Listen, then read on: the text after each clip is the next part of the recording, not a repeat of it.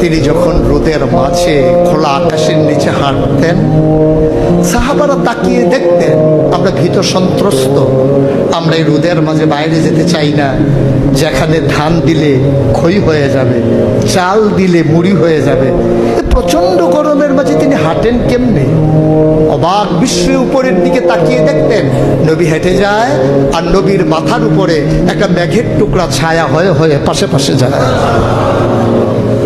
এবড়ো থেবড়ো পাথরগুলোর উপর দিয়ে আমার নবী যখন হাঁটতেন, পাথরের কোনা বের হওয়া পাথরে সবাই হাঁটতে ভয় পেতেন, অথচ নবী সেই এবড়ো থেবড়ো পাথরের উপর দিয়ে হেঁটে যেতেন।